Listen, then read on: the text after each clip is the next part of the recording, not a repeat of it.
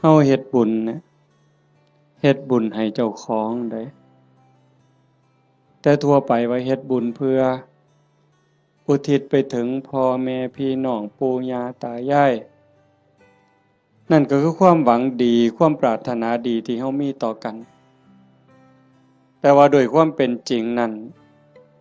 เฮาเฮ็ดบุญให้เจ้าของซะก่อน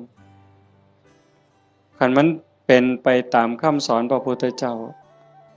บุญเกิดขึ้นมีขึ้นตามเหตุผลถ้าเฮ็ดถูกต้องทำถูกต้องตามคำสอนพระพุทธองค์บุญมันเกิดขึ้นมีขึ้นเฮาก็จังสิสามารถอุทิศไปถึงญาติที่ล่วงลับแม้แต่บางเทื่อเฮาอุทิศไปแล้วญาติผู้ล่วงลับก็บ่แน่ใจว่าสิได้นำเฮาหรือบ่ง่ายปานใดเด้เบิ่งดีๆโยมชีวิตเนี่ยเป็นของอัศจรรย์ชีวิตเป็นของมีค่า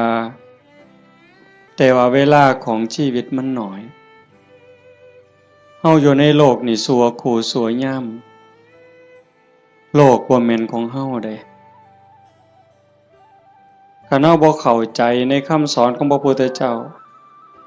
บ่พิจารณาตามความเป็นจริงเฮาก็สิพากันหลงละเริงหลงในยศในตำแหน่งในฐานะความเป็นอยู่ว่าเจ้าของคักว่าเจ้าของประเสริฐดีกว่าเขาคักกว่าเขาอันนี้คือความบ่ฮู้ดอกคนบ่ได้คิดว่าอยากเป็นแต่ว่ากิเลสตัณหาอวิชชามันตัวเฮาก็เลยหลงไปตามมัน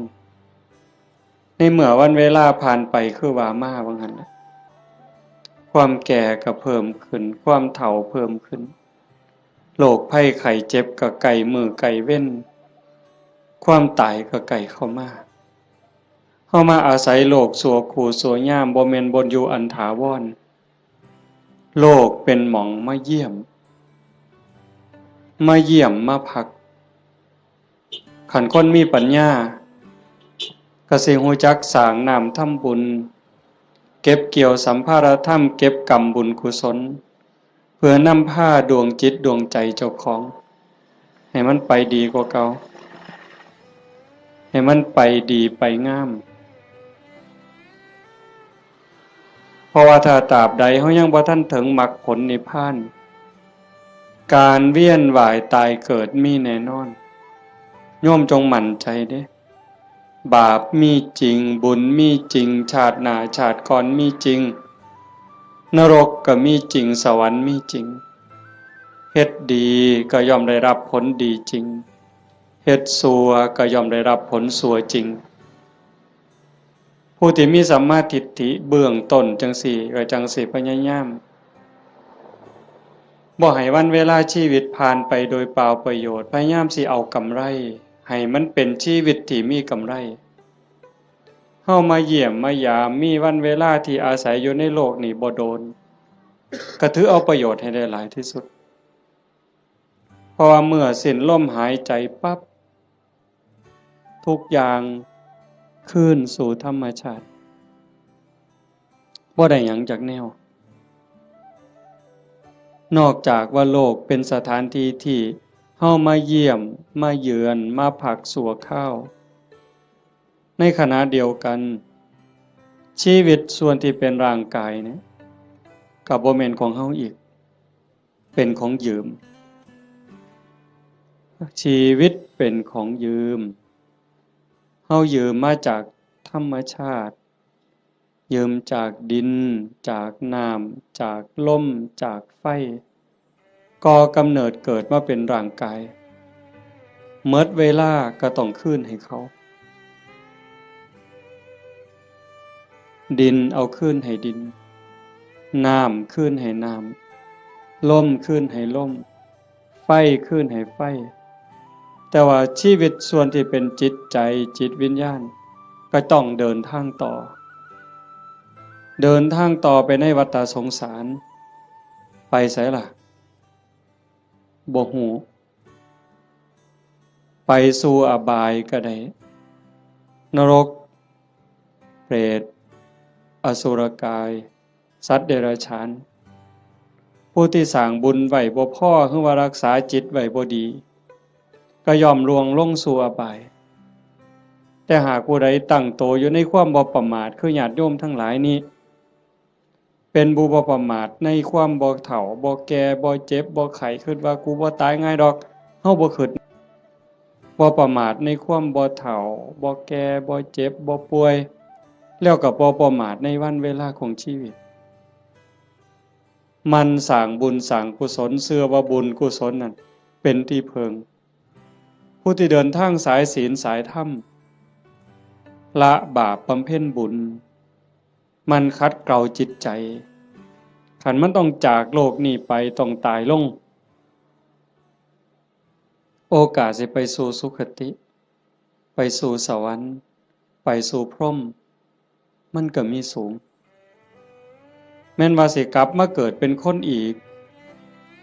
ถ้ามันบ่ทันถึงพระอริยเจ้าขั้นสูงสุดมันก็ต้องกลับมา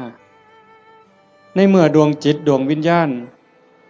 มันได้เก็บเกี่ยวเอาบุญกุศลเป็นสมบัติของดวงจิตไว้หลายพอสมควรหลังจากหมดเวลาบนสวรรค์บนพรหมกลับมาเกิดเป็นคนอีกเถื่อเป็นคนงามรูปร่างหน้าตาผิวพรรณฐานะความเป็นอยู่ก็ดีสติปัญญาเฉลียวฉลาดโรคภัยไข้เจ็บหน่อยอายุยืนอันนี้เป็นเรื่องของบุญบุญเป็นผู้จัดสรรเป็นผู้ดลบันดาลเป็นผู้กำกับบุญนั่นจึงเป็นที่เพิงเป็นมิตรสหายในทุกๆสถานทุกการทุกเวลาแต่ว่าบาปนั้นมันตรงกันข้ามเป็นสิ่งตามหล่างตามพรานเป็นสิ่งที่ตามเผาล้นก่อให้เกิดความทุกข์ความเดือดร้อนคือผู้บ่ตั้งใจบ่เชื่อ สร้างบาปสร้างกรรมโดยกายวาจาใจความคิดก็บ่ถูกต้องคำเว้าก็บ่ถูกต้องการกระทำก็บ่ถูกต้องเฮ็ดอันใดก็หวังเอารัดเอาเปรียบผู้อื่นในชีวิตเป็นอยู่นี่ก็หาความสุขบ่พอมีความทุกข์อยู่เรื่อยมีความเดือดร้อนอยู่เรื่อยจากโลกนี้ไปก็ล่วงลงสู่อบายนรกเปรตอสุรกายสัตว์เดรัจฉานกลับมาเกิดเป็นคนอีกเถื่อทุกข์ลังเธอพิการตั้งแต่ในท้องตาบอดแน่หูหนวกแต่เกิดจังสิแข้งบ่ล่าขาบ่เกิงมือบ่ครบเป็นแนวใดโยมวะพิกลพิการทั้งร่างกายแล้วเกิดในตระกูลที่ยากจนขี้ร้ายพร้อมพิการพร้อมจนพร้อมโรคภัยไข้เจ็บหลายพ้อแต่แนวบ่ดีเดือดร้อนบ่จบบ่สิ้นอันนี้ก็คือบาปเป็นผู้กำกับบาปเป็นผู้แสดงเป็นผู้กำกับการแสดงแล้วก็ส่งผลก่อให้เกิดความทุกข์ความเดือดร้อนผู้บ่ประมาททั้งหลายก็จังพยายามขนขวายในการสร้างบุญแต่มาจังว่าอนุโมทนาสาธุกับญาติโยมโดยเฉพาะเจ้าภาพ จริงๆกับเจ้าภาพทุกคนเจ้าภาพทุกคนที่มาร่วมกันในมื้อนี้เฮาตั้งใจสิเฮ็ดบุญกุศลอุทิศไปถึงโยมพ่อใหญ่ตาโยมแม่ใหญ่พุทธอุทิศแปลว่าให้เฮ็ดบุญหวังสิส่งไปฮอดโยมแม่ใหญ่ตาโยมพ่อใหญ่พุทธบุญรัตน์อันนี้ก็คือเจตนาอันนี้คือความหวังตั้งใจของญาติโยมทุกคนแต่ว่ามันสิเป็นไปดังใจบ่อาตมาเว้าค้างไว้ตั้งแต่ตอนต้นๆลังเถื่อเฮาคิดจังหนึ่งคิดจากได้จังสี่แต่มันก็บ่แม่นคือใจเฮาคิดหมดคันคือใจเฮาคิดหมดเฮาก็คือสิเป็นเศรษฐีกันสู่คนบ่มีผู้ใดอยากทุกข์จากคนบ่มีผู้ใดอยากขี้ร้ายตั้งแต่เลขบ่ทันซื้อก็หวังว่าสิถูกอยู่บ่ บ่ต้องเว้าถึงซื้อแล้วเด้นี่อันนั้นคือความหวังถูกเลข3ตัวก็บ่เอาสำเร็จผู้ลางคนนี่อยากถูกฮอดรางวัลที่1บุญซื้อลอตเตอรี่ครับแต่มันเป็นคือคิดบ่ล่ะตั้งแต่ของอยู่ในโลกนี่เห็นกันอยู่เว้ากันอยู่มันก็ยังบ่แม่นอันนี้สิเฮ็ดบุญให้ผู้ตายนี่ห้วยไกลแห้งไกลความคิดชาโนดโสนีพราหมณ์นั่นเพิ่นเป็นคนเฮ็ดบุญอยู่บ่อยๆแล้วก็อุทิศบุญหาญาติไปกราบทูลถามพระพุทธเจ้า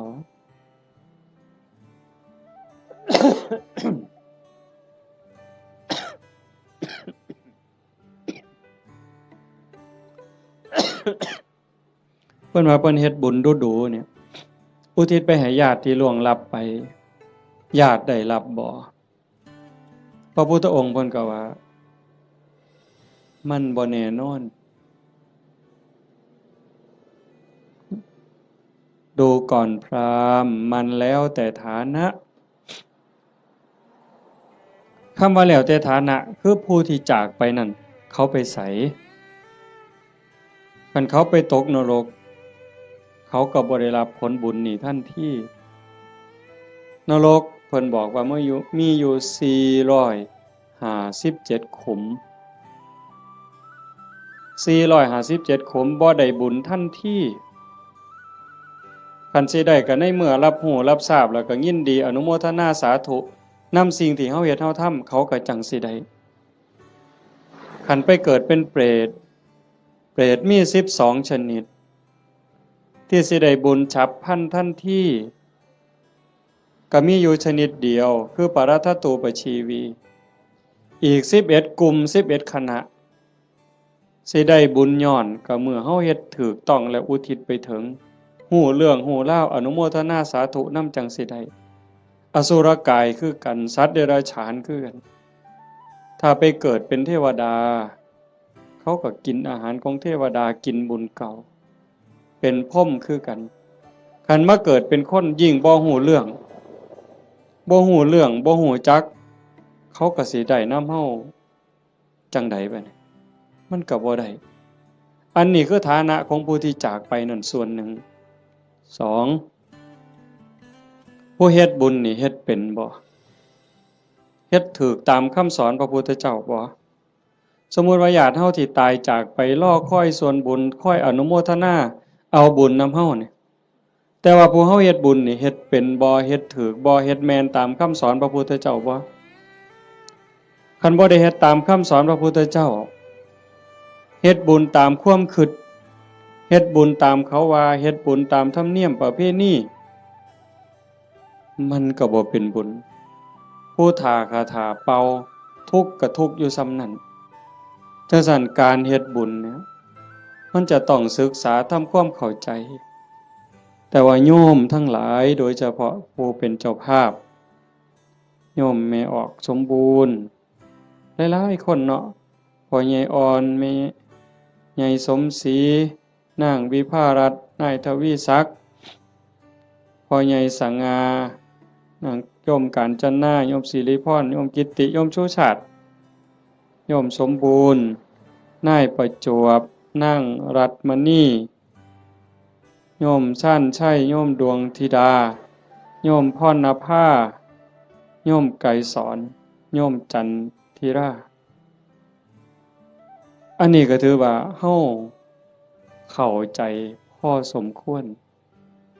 คณะบ่เข้าใจในคำสอนพระพุทธเจ้าบ่ได้ฟังเรื่องบุญบ่ได้ยินเรื่องบุญจนเข้าใจแล้วเฮาก็จะเฮ็ดบุญจังซี่บ่ได้บ่เฮ็ดดอกต้องเฮ็ดอีกอย่างหนึ่งจังซั่นการเฮ็ดบุญมันเป็นการสร้างประโยชน์สูงสุดให้กับชีวิตตนเองในปัจจุบันแล้วก็หวังผลบุญนั่นให้เป็นสิ่งเพิงพาอาศัยได้ในปรโลกเบื้องหน้าเฮาก็จังเฮ็ดในส่วนที่เป็นบุญตามคำสอนพระพุทธเจ้าวางหนึ่งน่ะอาตมามานั่งฟังอยู่ในรถครูบาอาจารย์เพิ่นสิกลับวัดเพิ่นให้พรโยมมีบทหนึ่งตอนท้ายๆปุญญานิปาลโลกัสสมิงปฏิฐาโหนติปานินังเพราะเหตุว่าบุญนั้น เป็นที่พึ่งของสัตว์ทั้งหลายในโลกหน้าพร้อมทั้งโลกต่อไปเพิ่นแปลว่าจังซี่ปุญญานิปรโลกัสสมิงปฏิทาโหนติปานินังเพราะเหตุว่าบุญนั้นเป็นที่พึ่งของสัตว์ทั้งหลายในโลกหน้าพร้อมทั้งโลกต่อไปบุญนี่เป็นสื่อของความสุขเป็นสื่อของความดีความงามบุญนำมาซึ่งความสำเร็จนำมาซึ่งความเจริญเฮาได้ดังหวังตั้งใจนี่บุญเป็นผู้กำกับทั้งหมดบุญเป็นสื่อของความสุขความดีความงามนำมาซึ่งความสำเร็จบุญเป็นที่เพิงนอกจากบุญบ่มีอันใดเป็นที่เพิงอันถาวรเด้อโยมคิดเบิ่งดีๆเด้แม่นอยู่ดอกในขณะที่เป็นอยู่เฮาก็แสวงหาหมดนั่นล่ะเข้าของเงินทองชื่อเสียงอำนาจวาสนาบริวารญาติพี่น้องก็เพราะได้เพิงพาอาศัยกันในข้าวที่ยังอยู่แต่โยมพิจารณาเบิ่งดีบ่คนเฮาเพิงพาอาศัยกันได้จริงๆกันในข้าวที่มีศีลมีธรรมในใจเด้ในข้าวที่ทุกคนมีศีลมีธรรมเจือจานอยู่ในใจก็จังเพิงพาอาศัยกันได้คันถ้าศีลธรรมจืดจางไปจากใจแล้วผัวกับเพิงบ่ได้เมียกับเพิงบ่ได้ลูกกับเพิงบ่ได้โยมเปิดโทรทัศน์เบิ่งสิได้ยินเกือบซุมื้อเห็นเกือบซุมื้อผัวฆ่าเมียเมียฆ่าผัวพ่อแม่ฆ่าลูกลูกฆ่าพ่อแม่พี่น้องฆ่ากันหมู่ฆ่ากันผู้บางคนมีเงินหลายๆก็คิดว่าสิอยู่เย็นเป็นสุขบ่เงินนั่นล่ะพาเจ้าของเดือดร้อนนอกจากสิถือเขามาแย่งมาป่นมาจี้จับไปเรียกค่าไทยบางเทื่อเห็นว่าเจ้าของมีเงินหลายก็ไปข่มคนอื่นสร้างความเดือดร้อนให้ผู้อื่นก็โดนจับปรับไม้ใส่โทษเมื่อดีบ่ดีเขากู้เขายืมขาปิดปากขาล่างหนี้ก็มีเห็นบ่ล่ะมันจังบ่แม่นที่เพิงอันแท้จริงแต่ที่เพิงอันแท้จริงคือบุญคือโยมนั่งฟังเทศน์ฟังธรรมอยู่นี่เฮาได้เกิดมาเป็นคนเนี่ยคันบุญบ่หลายมันสิได้เป็นคนบ่เจ้าว่านกหนูปูปีกงัวควายสร้างม้าสัตว์เดรัจฉานทั้งหมดคันจะเว้าไปไล่ไปทั้งหมดตั้งแต่สัตว์นรกเวจีจนถึงภวากพรหมบ่มีผู้ใดที่บ่เคยพ่อเป็นแม่เป็นพี่เป็นน้องอาตมาบ่ได้เว้าเอาเด้พระพุทธเจ้าเว้าเด้ในวัฏฏะสงสารนี้ไม่มีใครเลยที่ไม่เคยเกิดเป็นพ่อเป็นแม่เป็นพี่เป็นน้องเป็นญาติร่วมสายโลหิตไม่มีใครเลยที่ไม่เคยเกิดเป็นสามีภรรยากันมาก่อนโยมอยู่นี่หลายๆคนเคยเป็นผัวเป็นเมียกับหนอนกับมดกับยุ่งที่มันมากัดเฮานี่นั่นคือวัฏฏะสงสารเป็นหยังเขาต้องไปเป็นแบบนั้นนั่นคือบุญเขาบ่พอสร้างบาปสร้างกรรมเฮามีบุญหลายได้รักษาศีล5ไว้มีกุศลกรรมบท10พอสมควรจังทรงให้เฮาได้เกิดมาเป็นคนได้เกิดมาเป็นคนแล้วบ่คือกันเห็นบ่หน้าตาบ่คือฐานะบ่คือสติปัญญาบ่คืออุปนิสัยใจคอบ่คือกันคนเดียวกันโยมเคยสังเกตเบิ่งเจ้าของบ่ตั้งเทื่อหูสองข้างบ่คือกันเด้แต่ละคนตาสองข้างบ่คือกันเด้สังเกตเบิ่งเด้อหมู่พวกคนเฮาที่รู้จักกันตาสองข้างบ่คือกัน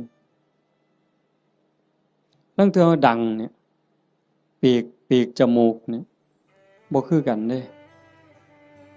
นิ้วมือนิ้วตีนคนเดียวกันก็บ่คือกันมือข้างซ้ายเป็นจังหนึ่งข้างขวาเป็นจังหนึ่งเป็นหยังก็เป็นจังซั่นคันให้พระเจ้ามาออกแบบเอาคันว่าพระเจ้าเป็นผู้สร้างคันพระเจ้าเป็นผู้สร้างอาตมาว่าคนสิคือกันหลายเติบอยู่เด้เราสิขี้คร้านเฮ็ดแบบพิมพ์เนาะ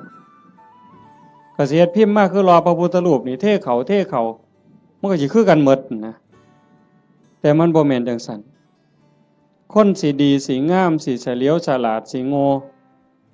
สิเป็นอะไรก็แล้วแต่ก็ขึ้นอยู่กับกรรมแปลว่าการกระทำของตนเองที่ถึงพร้อมโดยเจตนาบ่ว่าสิกระทำทั้งกายทั้งวาจาทั้งใจถ้าคิดดีทำดีเฮ็ดดีเนี่ยเป็นกรรมดีก็ต้องได้รับผลดีเฮ็ดบ่ดีทำบ่ดีเป็นกรรมบ่ดีก็ต้องได้รับผลบ่ดีในเมื่อมันเป็นจังซั่นพระพุทธเจ้าเพิ่นจังบอกว่าบุญนั่นเป็นที่เพิงโยมทั้งหลายก็อยากได้บุญโยมไม่ออกผู้เป็นเจ้าภาพญาติโยมทุกคนมาร่วมฟังเทศน์ฟังธรรมมาร่วมบุญร่วมงานมาเพาะมาโม่นั่นก็คือเฮาอยากได้บุญแต่ว่าการเฮ็ดบุญนั่นเฮ็ดจังได๋มันจังสิได้หลายขึ้นกว่าเก่าปู่ย่าตายายเพิ่นบอกว่าเฮ็ดบุญกฐินมันได้บุญหลายโยมก็ตั้งอกตั้งใจอยากเฮ็ดบุญกฐินในชีวิตหนึ่งให้มันได้เป็นเจ้าภาพทอดกฐินมันสิได้บุญหลายอาตมาก็ว่าเป็นไปได้ถ้าเฮ็ดเป็นเด้ถ้าเฮ็ดบ่เป็นมันก็บ่เกิดบุญคำโบราณเพิ่นว่ามีกฐินบูดกฐินเน่ากฐินเศร้าหมองอีหยังเพิ่นว่าแต่คันเฮ็ดเป็นบัดมันก็งดงามเป็นที่เพิงพาอาศัยได้ในชีวิตนี้ในชีวิตหน้าบ่จบบ่สิ้นเพิ่นจังให้เฮาศึกษาทำความเข้าใจเรื่องบุญ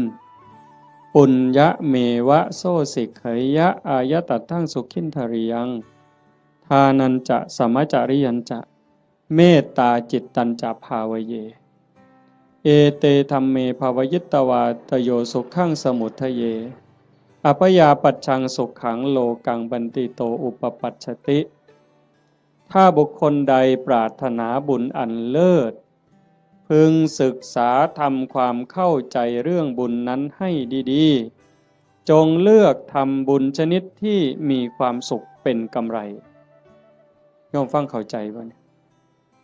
ถ้าบุคคลใดปรารถนาบุญอันเลิศ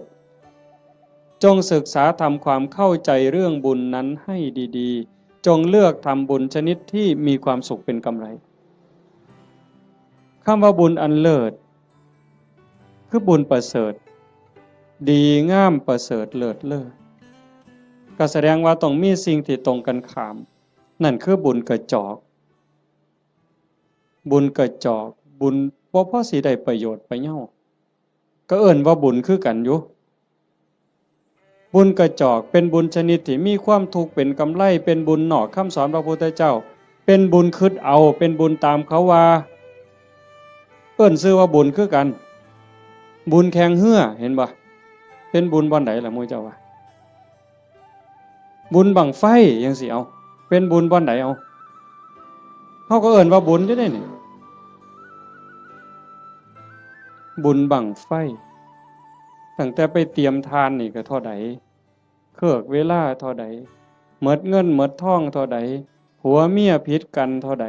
หมดให้หมดหน้าไปเท่าใดได้ปาลูกปาผัวปาเมียเท่าใดนั่นบ่บุญตายเท่าใดพิการเท่าใดนั่นคือบุญบ่นะนี่บุญตามเขาว่าบุญแข่งเหือคือกันนั่นคือบุญกระจอกอาจสิลงทุนเป็นล้านผู้ว่าราชการจังหวัดมาเป็นประธานเปิดพุ่นได้เฮ็ดบักอย่างใหญ่นี่นั่นคันระดับจังหวัดก็ยังแต่คักหลายกว่าเก่าดีบ่ดีก็ฆ่ากันตายในงานนั้นอันนั้นคือบุญกระจอกอาจสิลงทุนเป็น100 ล้านพันล้านก็ได้แต่บ่แม่นที่เพิงบ่ได้เป็นสมบัติของจิตของใจหยังเลยบุญตามเขาว่าบุญตามประเพณีอีกอย่างหนึ่งขันบุญในบ้านในชุมชนจังซี่แต่อาตมาเป็นเด็กน้อยคือบวชมาใหม่ๆก็ยังได้มีซุมื้อก็ยังเหลืออยู่แต่ก็น้อยลงในบางจุดพอเฮาเว้าดูชี้แจงดูอย่างว่าบ่มีเหล้าบ่มียาบ่เป็นบุญดอกบ่ขาหมูบ่ขางัวบ่ขาควายสู้กันกินนี่บ่เป็นบุญดอกบ่มีหมอร้องหมอลำบ่แม่นบุญดอกอันบุญจังสั่นเป็นบุญตามเขาว่าเป็นบุญกระจอกนอกพุทธศาสนาบุญชนิดนั้นมีความทุกข์เป็นกำไร มีความทุกข์เป็นกำไรมีความทุกข์เดือดร้อนตามมาบ่จบง่ายบ่สิ้นง่ายแถวตำบลดอนแรดเนี่ยอาตมากระเสือว่าโยมเคยเห็นพี่กายอาตมาเทศน์ทั้งฟังนั่นอันนั้นเพียงแต่มดหลายอยู่ด้วยกอตองหมอลำครูหมู่ฮ้อข้าวต้มมวยแม่นบ่มื้องั้นจังซี่นี่หมอลำ300,000ก็ว่าเอาบุญบักคักเด้เอาก็ได้ไปก็แล้วแต่ว่าบุญที่พระพุทธเจ้าสอนมันเป็นบุญชนิดที่มีความสุขเป็นกำไรอาจสิบ่ต้องลงทุนพอสลึงก็ได้บัดมันมีหยังแหน่บุญที่พระพุทธเจ้าสอนเป็นบุญในเขตพุทธศาสนาเป็นบุญสงบเย็นแล้วก็มีความสุขเป็นกำไรทานันจะท่านคือการให้การแบ่งการปันโยมให้ออกสมบูรณ์ต้อนรับพี่ในป่าพ่อลุงน่ะบ่าวน่ะสาวลูกเต่าเล่าหลานมาเพาะมะโม่บุญตั้งแต่น้ำเป่าๆน้ำดื่มธรรมดาแก้วหนึ่งต้อนรับกันโยมไม่ออกสมบูรณ์ก็สบายใจเห็นบ่ไหว้กันต้อนรับกันทักทายปราศัยเว้ากันดีๆซ้ำนี่ก็เป็นบุญบุญคือความสุขฟังให้ดีนี่บุญคือความสุขความอิ่มใจความเบิกบานใจแล้วบุญนั้นไม่มีโทษบ่แม่นมวนซื่อๆเด้ต้องบ่มีโทษบ่มีภัยนำในโลกนี้ในโลกหน้าเก็บดอกไม้นะมาแต่ข้างหัวใส่พานยกใส่หัวบูชาพระรัตนตรัยความอิ่มใจก็เกิดนั่นบ่ต้องเสียหยังหลายยิ่งคือตอนเพลเฮาได้ถวายเพลยกสำรับกับเขาถวายครูบาอาจารย์ได้ไหว้พระได้รับศีลคันเข้าใจตั้งใจดีๆเกิดความสุขเกิดความอิ่มใจตรงนี้คันญาติพี่น้องเพิ่นอยู่ในฐานะที่สิได้เพิ่นก็ได้คันเฮาเฮ็ดถูกเฮ็ดแม่นนี่เพิ่นต้องได้คันเฮ็ดบ่ถูกบ่แม่นหมด100ล้านพันล้านก็บ่เป็นบุญบ่ได้นำจังว่าทานันจะท่านคือการให้การแบ่งการปันตั้งแต่อามิสทานวัตถุทานข้าวน้ำสามปลาโภชนาอาหารปัจจัย4ทั้งหมดที่เฮาถวายกับหมู่สงฆ์ก็แล้วแต่อันนี้มันเกิดความสุขขันยิ่งธรรมทาน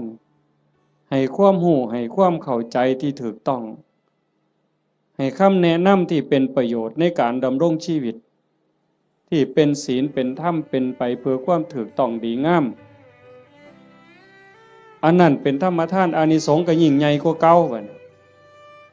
คันเลยไปฮอดอภัยทานล่ะให้อภัยญาติโยมเคยเป็นอยู่บ่เฮาเครียดให้คนเครียดให้หมู่ก็ตามให้เอื้อยให้อ้ายก็ตามให้พี่ให้น้องก็ตามให้ลูกให้หลานหรือให้ลูกไผลูกเขยเฮาเครียดเฮาขมกักไว้ในใจนี่มันทุกข์มันอุกมันอังแต่คันเฮารู้จักให้อภัยปั๊บอโหสิปั๊บมันก็คือกับบงหนองบงเสียนเคยตำมือตำตีนตำแข้งตำขาก็เอาซ้ำมือนี่ล่ะไปเสียนไม้ไผ่น้ำขอบเตียงขอบหยังมันเตรียมตำมือเข้ามานี่มันก็บ่พอล้มพอตายแต่มันนั่นเดียดอยู่เรื่อยบัดเฮาตัดสินใจบงออกเคลียร์เอาหนามนั่นออกเอาเสียนนั่นออกปั๊บโล่งการให้อภัยก็เป็นจังซั่นฝีจังสิโยมเคยเป็นฝีบ่แต่ต่อมาเป็นเด็กน้อยฝีอยู่ก้นอยู่กับโพกโยมไม่ออกเพิ่นกีบักเขียบแหงกับเปลือกบักงิ้วกีจนมันใหม่ดำๆเอามาผสมกับปูนเคี่ยวหมากเอามาแปะมันดูดจูดปวดแต่มันคือยับออกปืดบ่โดนหัวฝีหลุดปกออกมาเศร้าเจ็บเศร้าปวดทันทีนั่นคือท่านเด้นี่อามิสทานก็มีประโยชน์บ่น้อยอานิสงส์บ่น้อย อานิสงส์สิเป็นขันเป็นตอนขันเรามันสิยาวโพดเอาง่ายๆซ้ำพื้นฐานเนี่ยซ้ำสิเอาบุญเนาะโยมเนาะคือเมออกเมคั่วเนี่ยเฮ็ดอยู่เฮ็ดกินคือมาจังซี่ล่ะโจมปลาเขาพระน้ำสู้กันกินแล้วบัดกินแล้วสิเอาถ้วยเอาซ้ำไปล้างคันเมคั่วเข้าใจจักน้อยสิเอาบุญเนี่ยเศษอาหารนี่เคลียร์ลงขยะแล้วมีแต่คราบไขมันคราบน้ำแกงเอียงต่างๆที่มันติดอยู่กับถ้วยกับจานแม่ครัวเอาน้ำเทใส่แล้วก็มือลูบในแก้วในถ้วยในจานนั่นแล้วก็คิดในใจก่อนสิเทน้ำลงดิน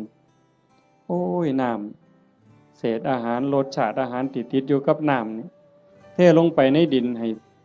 สัตว์อาศัยในดินมันได้กินเด้อพวกขี้ไก่ดักไก่เดือนไก่มันได้กิน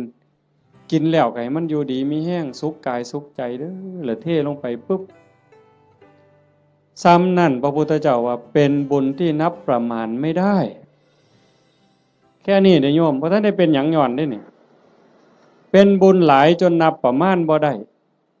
ซ้ำเฮานับบ่ได้แล้วว่าฝนตกเนี่ยมันจักเม็ดแม่น้ำมูลแม่น้ำโขงแม่น้ำเจ้าพระยาหรือน้ำในทะเลเฮานับบ่ได้ว่ามันจักซ่อนจักแก้วจักขวดจักลิตรจักแองจักโองเฮาบ่สามารถจะนับได้เพียงแค่เฮาเทน้ำล้างถ้วยล้างจานลงในดินแต่เจตนาให้พวกเชื้อโรคพวกขี้ไก่เดือนให้มันได้กินซ้ำนี่ก็บุญมหาศาลพระพุทธเจ้าเพิ่นก็ยังไล่ขึ้นมาจากสัตว์เดรัจฉานร้อยเทื่อพันเทื่อก็บ่สู้ให้คนขี้เมาคนบ่มีศีลบ่มีธรรมตีหัวหมาด่าแม่คนคันให้พวกนี้เทื่อเดียวก็ได้หลายกว่าให้สัตว์เดรัจฉานร้อยเทื่อพันเทื่อให้คนบ่มีศีลบ่มีธรรมจังสันร้อยเทื่อพันเทื่อก็บ่ได้บุญหลายเท่าให้โยมผู้มีศีลหาเทื่อเดียวเพราะว่าคนมีศีลมีธรรมมันสิเฮ็ดโลกนี่สงบร่มเย็นแล้วก็เป็นประโยชน์นำกันอีกให้คนผู้มีศีลหาร้อยเทื่อพันเทื่อก็บ่ได้บุญหลายเท่าให้ผู้มีศีล8พอใหญ่แม่ใหญ่เฮาไปจำศีลอยู่วัดในมื้อวันพระวันศีลหรือมีงานปฏิบัติธรรมไปนุ่งขาวห่มขาวนั่นล่ะเป็นเนื้อหน้าบุญผู้ศีลหาบริสุทธิ์ร้อยเทื่อพันเทื่อก็บ่ได้บุญหลายเท่าให้ผู้มีศีล8เทื่อเดียวให้ผู้มีศีล8ร้อยเทื่อพันเทื่อก็บ่ได้บุญหลายเท่ากับให้เน้นน้อยผู้เดียวได้บัดนี้เน้นน้อยศีล10เด้ให้เน้นน้อยศีล10ร้อยเทื่อพันเทื่อก็บ่ได้บุญหลายเท่ากับให้พระภิกษุศีล227เทื่อเดียวให้ผู้พระภิกษุเนี่ยศีล227ร้อยเทื่อพันเทื่อก็บ่เกิดบุญหลายเท่ากับให้นักบวชนอกศาสนาที่เขาฝึกฝนอบรมบ่มจิตบ่มใจจนคมราคะความรู้สึกระหว่างเพศขาดสะบั้นลงแล้วไล่ขึ้นมาอีกเป็นเก่าชั้น10ชั้นพุ่นบ่ไล่ดอกจนฮอดพระพุทธเจ้าจนฮอดสงฆ์ที่มีพระพุทธเจ้าเป็นประธานอานิสงส์ก็หลายขึ้นให้กับคณะสงฆ์ที่มีพระพุทธเจ้าเป็นประธานร้อยเทื่อพันเทื่อก็บ่ได้บุญหลายเท่ากับสร้างวิหารกันแดดกันฝนกันลมสร้างวิหารร้อยหลังพันหลังก็บ่ได้บุญหลายเท่ากับให้ธรรมะเห็นบ่บัดนี้ตัวนี้บ่เสียหยังแล้วเด้บัดบ่สู้ให้ธรรมะเป็นท่านให้ความรู้ให้ความเข้าใจอย่างว่าให้ธรรมะเป็นท่านก็ได้บุญได้กุศลมาอยู่ได้บุญได้เกิดความร่ำรวยได้เกิดความงามความดีแต่ว่าบางเทื่อมันก็ยังแบกศาลานั่นกูก็สร้างกุฏินี่ก็สร้างโบสถ์ก็สร้างกฐินก็เฮ็ดซุปีคันบ่มีกูนี่บ่ว่าทีเดียวเลยบัดนี้เป็นจังได๋บัดดีบ่หลวงพ่ออย่าเว้ายากเด้บ่เฮ็ดกฐินให้เด้เป็นจังได๋บัดบ่มาก็ได้เด้วัดนี่นานครูพระแล้วนั่นเพิ่นว่าเพิ่นคักซั่นเด้จังต้องมาที่อภัยทานรู้จักให้ธรรมะรู้จักให้อภัยคือจิตทำจิตให้ว่างทำจิตให้เป็นอิสระผลมันก็มีอานิสงส์ต่างกันหลายขึ้นสูงขึ้นอันนี้คือทานได้อันที่1ทานันจะสมจริยันจะบุญชนิดที่มีความสุขเป็นกำไรสม่ำเสมอควบคุมอากัปกิริยาคำปากคำเว้าให้เป็นไปโดยสงบเสงี่ยมอันนั้นคือศีล สำรวมวาจาใจให้เรียบร้อยศีลนี่จังมีอานิสงส์หลายเพราะว่าของมาท่านลักมากก็ได้โกงมากก็ได้ปล้นมากก็ได้ขามากก็ได้ได้บุญหลายแต่มันอาจสิบ่บริสุทธิ์เห็นบ่ศีลมันเป็นอุบายออกจากการเบียดเบียนตนเองก็บ่เดือดร้อนคันมีศีลเด้คนอื่นก็บ่เดือดร้อนเป็นหยังโยมก็เข้าใจอยู่ศีลข้อที่1เจตนาเป็นเครื่องงดเว้นจากการทำสัตว์ที่มีชีวิตให้ตกร่วงบ่ว่าถึงขาเลยแม้แต่เบียดเบียนเขาหักแข้งหักขาหักปีกเขาก็บ่เฮ็ดให้เขาผากพ่อผากแม่ผากลูกก็บ่เฮ็ดมันเป็นทุกข์มันเดือดร้อนคันเฮามีศีลข้อที่1โลกทั้งใบก็สงบบ่มีผู้ใดย้านไผสิทำอันตราย2ทรัพย์ที่ดินที่ดอนเงินทองแก้วแหวนของผู้ใดผู้ใดก็หักของผู้ใดก็แพงเขาก็คือเฮาเฮาก็คือเขาชีวิตและทรัพย์สินกันว่าข้อที่1อีกจักหน่อยร่างกายอย่าว่าแต่มาเข็นมาขาเถาะทุบตีก็บ่เอาไปเอามานี่ไม่ออกพอออกเคยเป็นบ่หมอสิฉีดยาป้องกันโรคป้องกันภัยเขาสิฉีดวัคซีนบ่ให้เฮาเจ็บเฮาป่วยบางเทื่อก็เจ็บบ่ให้เขาฉีดตั้งแต่ไปโรงเรียนนี่ครับว่าหมอสิฉีดยามื้ออื่นนี่ห้วยข่อยไข้ลดแล้วข่อยบ่ไปแล้วเห็นบ่นั่นคือชีวิตเขาก็คือเฮาคือเขาทรัพย์สินสมบัติคือกันข้อ3ลูกหลานผัวเมียพี่สาวพี่ชายน้องสาวน้องชายผู้ใดก็คือกันผู้ใดก็ฮักผู้ใดก็หวงญาติพี่น้องของเจ้าของสามีภรรยาลูกหลานเจ้าของคันเฮาเห็นอกเห็นใจกันจังซี่คันบ่ได้แต่งการแต่งงานบ่แม่นว่าเฮาฟังคือตื้นเข้าใจกันเพิ่นๆว่าศีลข้อที่3นี่ไม่ให้ล่วงเกินสามีภรรยาคนอื่นจริงๆบ่แม่นแต่ผัวเขาเมียเขาเด้ลูกหลานพี่สาวพี่ชายน้องสาวน้องชายคันบ่ทันได้เข้าพิธีแต่งงานสมรสพ่อแม่เขาบ่ทันอนุญาตเฮาไปล่วงเกินเขาก็ผิดศีลข้อนี้หมดข้อ2เจตนาเป็นเครื่องงดเว้นจากการถือเอาสิ่งของที่เจ้าของเขาไม่ได้ให้สิยักยอกสิปล้นเอาลักเอาว่าห้ามลักเดี๋ยวปล้นเอาซะดอกมันสิว่าก็บ่แม่น4เจตนาเป็นเครื่องงดเว้นจากการพูดเท็จเฮาก็บ่อยากให้ไผตัวเฮาบ่อยากให้ผู้ใดมาเว้าให้เฮาผิดอกผิดใจบริวารคือว่าองค์ประกอบที่จะเฮ็ดให้มันผิดให้มันเศร้าหมองนี่นอกจากโกหกแล้วก็ยังมีเว้าส่อเสียดยุยงให้แตกเหล่าสามัคคียุให้ผู้นั้นผิดกับผู้นี้เว้าเพ้อเจ้อไร้สาระหาแก่นสารบ่ได้เว้าคำหยาบคำห้ายคำด่าที่ฟังแล้วเฮ็ดให้ทุกข์ใจเจ็บใจอันนี้ก็ต้องงดเว้นอันนี้เป็นศีลเนี่ยเจตนาเป็นเครื่องงดเว้นจากการดื่มเสพเครื่องดองของเมาเฮาก็สิคิดว่าแต่บ่กินเหล้าอย่างเดียวบ่ให้กินเหล้ายาม่าสูบได้บ่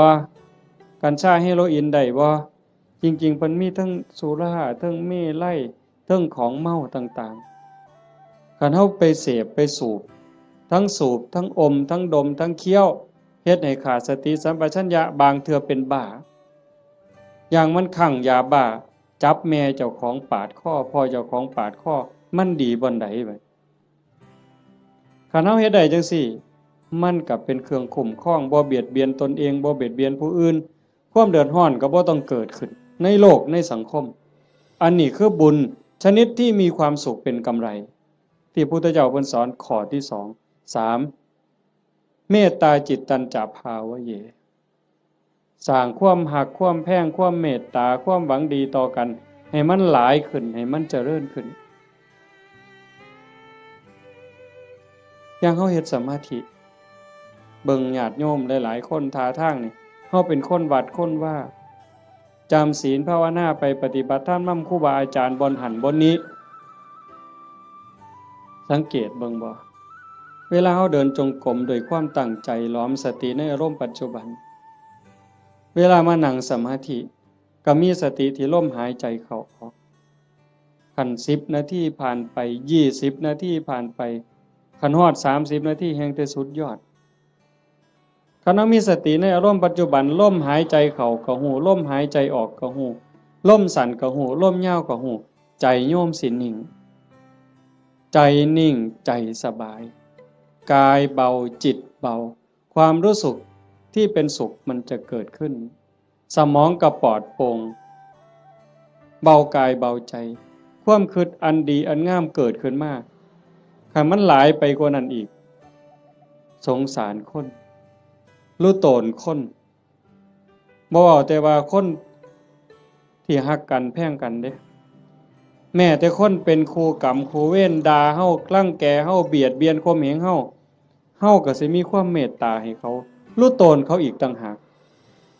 เขาเบียดเบียนข่มเหงฆ่าตีเฮานี่สิเอาโทษเอาเรื่องผู้อื่นสิเอาโทษยุให้เอาโทษจับเข้าคุกเข้าตารางปรับไหมใส่โทษเฮาผู้ถูกตีถูกฆ่าหัวล้างข้างแตกแขนหักขาหักบางเทื่อโอ้ยบ่ว่าหยังดอกรู้โตนมันให้อภัยมันซะเห็นบ่คันคนในโลกมีจิตสภาพนี้ล่ะโยมว่ามีใจเป็นจังซี่ล่ะที่โอบอ้อมไปด้วยศีลด้วยธรรมจิตที่ถูกห่อหุ้มด้วยศีลด้วยธรรม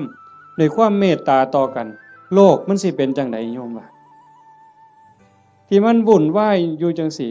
ย้อนคนขาดศีลขาดธรรมบ่ใส่ใจต่อศีลต่อธรรมก็เลยมีแต่ความเห็นแก่เนื้อแก่ตัวเอาเปรียบแม้กระทั่งเมียเจ้าของบ่ต้องเว้าผู้อื่นเด้เอาเปรียบเมียเจ้าของเอาเปรียบผัวเจ้าของลูกเต้าเอาเปรียบพ่อแม่แน่นอนเลยเลี้ยงมาพาใหญ่ตั้งแต่พูนอุ้มผ้าค่าทองยากปานใดไม่ออกหูดีบ่ต้องจักถามดอกว่าพ่อแม่สิฮักเฮาส่ำใดห่วงใยเฮาส่ำใดโยมถามเจ้าของฮักลูกแต่มื้อใดยายถามจักหน่อยนี่โยมฮักลูกแต่มื้อใดเกิดไสเกิดจากท้องหรือเกิดในท้องบ่ยายว่าเกิดออกจากท้องมาฮักเลยแต่อาตมาเห็นว่าผู้บางคนนี่ส่วนหลายฮักตั้งแต่ว่าลูกมีในท้องว่าตั้งท้องแล้วฮักเลยลุกก็ระวังย่างก็ระวังกินก็ระวังนอนก็ระวังสิกินอันใดลงไปคันถ้าแม่นเจ้าของมักปานใดเคยกินเคยแซ่บแต่คันว่ามันสิเฮ็ดให้ลูกแสบลูกร้อนหยุดนั่นคือความฮักเด้ฮักตั้งแต่ว่าลูกอยู่ในท้อง9เดือน10เดือนคลอดมาก็เกือบล้มเกือบตายเชื่อว่าทุกคนนี่มือออกลูกนี่บ่มีผู้ใดม่วนปานใดดอกเทิงห้องเทิงไห้จมให้ผัวซ้ำผู้บางคนเครียดให้ลูกบ่สร้างลูกบ่ว่าฮักตั้งแต่คาท้องบ่ฮู้ซ้ำว่าลูกในท้องนี่มันสิเป็นผู้หญิงหรือเป็นผู้ชายสิพิการบ่สมบูรณ์บ่สิขี้ร้ายหรือสิงามสิเกิดมาทำร้ายเจ้าของบ่สิเป็นคนดีหรือเป็นคนชั่วบ่เกี่ยวกันบ่สนใจเลยฮักอย่างเดียวบัดลูกเกิดมาแล้วเลี้ยงมาลำบากปานใดหมดข้าวจักเหล้าตัวสิใหญ่แต่ละคนหมดเสื้อผ้าจักผืนหมดเงินจักแสนแต่งการแต่งงานให้แล้วบ่เฮ็ดเฮือนเฮ็ดซ่านให้อีกแล้วบ่มีทางออกลูกมากก็มาให้แม่เลี้ยงพ่อเลี้ยงคือเก่าพูดไปหาซื้อขนมกินอยู่กรุงเทพพอหลานมาให้ยายเลี้ยงแทนที่สิได้ลงวัดลงว่าจังหันจังเพี้ยนบ่ฆ่าหลานยายบางคนก็พะโล้เด้เอาแต่หลานมาอ้างยากแทนที่สิได้เข้าวัดเข้าว่าเตรียมตัวตายเอาบุญให้หลายๆบ่เอาหลานมาอ้างขี้คร้านไปวัด